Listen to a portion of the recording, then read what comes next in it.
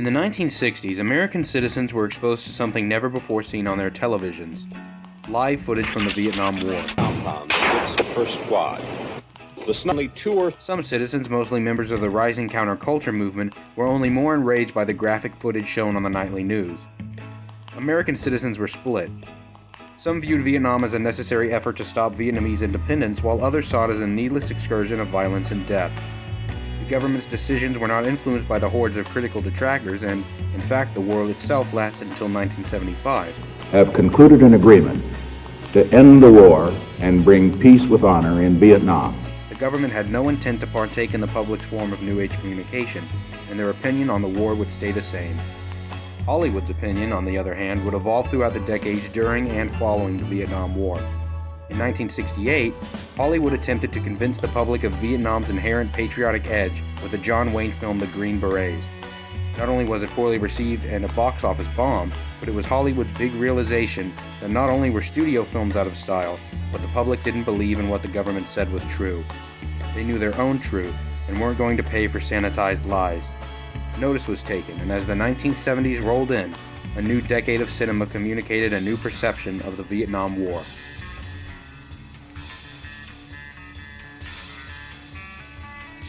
Throughout the 1970s, as the Vietnam War came to a close, movies began to change. Family-friendly films about heroism, patriotism, and optimism were replaced by mature character studies, violent crime dramas, and graphically shocking exploitation films. Young directors like Steven Spielberg, Brian De Palma, and Francis Ford Coppola were bringing in new techniques and new beliefs to the forefront of entertainment. It was in 1979 that Francis Ford Coppola released a Vietnam War film that communicated perfectly how the Vietnam War was viewed within this decade. The infamous classic, Apocalypse Now. Films such as The Deer Hunter touched on the effects of Vietnam, but none were as prominent, subtle, and critical of the Vietnam War like Apocalypse Now. Its plot not only realistically showed psychological trauma, mental deterioration, and the journey into the self in surreally inventive ways, but it contained a scathing condemnation of the American government's actions during the war. Coppola, just like the counterculture movement, communicated through his film the hypocrisy, lies, and barbaric decisions that the American government partook in during the Vietnam War. Apocalypse Now's mastery of tone, acting, direction, screenwriting, and cinematography only aided the brutally serious messages that lived inside it. As the 1970s came to a close, cinema communicated one adjective to perfectly describe how the public viewed the Vietnam War. Horror.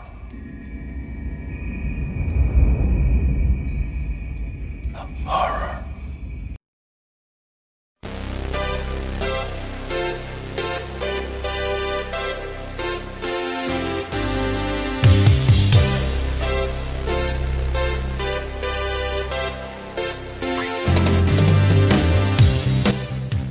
The 1980s ignited a decade of excess. Moviegoers who once found gory violence sickening began to refine their palates less around the thought-provoking messages of the 70s and instead around the violence that was once frowned upon by the general public. Ticket sales communicated one thing: that violent melodrama was the new face of the Vietnam War. Films like Cobra, Commando, The Road Warrior, and Black Rain introduced mainstream audiences to films that existed for one reason: to show as much action, explosions, and machismo as possible. This sudden shift in cinematic perspective is most likely due to the sudden shift of political power. As Ronald Reagan's conservative ideologies became widespread across America, many Americans believed that the Vietnam War could have been won if the government was given full control without any form of restraint. As public opinion shifted, so did the movies. No other action film of the 1980s communicates this massive leap into desensitization, exaggeration, and hyperbolic reconstruction of the Vietnam War as much as Rambo: First Blood Part 2. Featuring a muscle-bound Sylvester Stallone single-handedly mowing down large quantities of Vietnamese troops. First Blood Part 2 is borderline comedic in how magnified the violence and conservative consumerism is portrayed. With buckets and buckets of gore and cheesy melodramatic lines. What most people call hell, he calls home. Rambo pushed the seriousness of Vietnam to the side and morphed itself into something the adults, teenagers, and kids wanted to see on the big screen. The 80s was called the decade of excess for a reason, and even the Vietnam War's impact changed along with that title. Rambo: First Blood Part 2 communicates that without batting an eye. America's perception of the Vietnam War stayed on this route throughout the end of the 80s and the 90s. Macho action films about the Vietnam War were box office darlings, while smaller, more art house depictions of Vietnam scored big at award ceremonies. As the 2000s rolled in, so did a new form of communication, the internet. The internet, a wild west of people, ideas, and content, was, and still is to an extent, a cesspool of politically incorrect people. Any topic, offensive or mundane, could be lampooned, parodied, and ripped to shreds on the internet in the most disgusting language imaginable. This uncensored, uncontrolled form of communication influenced cinema so heavily that provocative comedies like American Pie, Team America World Police, Bad Santa, and Superbad became all the rage. In 2008, the change in America's perception of Vietnam would once again be communicated with Ben Stiller's raunchy and controversial Vietnam War parody, Tropic Thunder. Centering on a group of prima donna actors sent into the jungle to film a Vietnam War drama, they unknowingly come under attack by actual Vietnamese soldiers and must fight their way out of danger.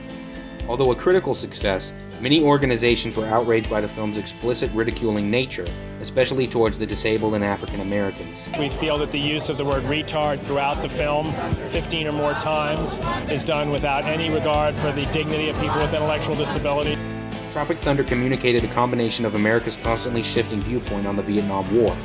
Parodying both serious thematic films like Apocalypse Now and all-out patriotic action like Rambo, Tropic Thunder turned America's perspective towards that of a joking matter on all fronts. Not only was the violence of the Vietnam War now outrageously silly, but the soldiers' serious exteriors were turned into mocking tones of gruffness, parodying not only movies, but recognizable components of the war itself. A war, which once had caused protests and resulted in the deaths of 8,744,000 lives, was now the punchline of an enjoyable trip to the theaters. Tropic Thunder communicated that not only were the movies about the Vietnam War capable of being laughed at, but that the war itself could become the butt of a joke. As we continue into the technology age, I expect more movies to communicate America's ever-changing perception of the Vietnam War.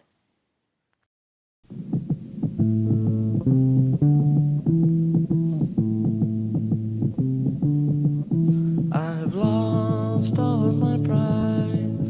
I've been to paradise and out the other side, with no one to guide me, torn apart by a fiery wheel inside me. I won't hurt you, I won't hurt you, I won't hurt you, I won't hurt you. An untouched diamond that's golden and brilliant without illumination. Your mouth's a constellation, the stars are in your eyes.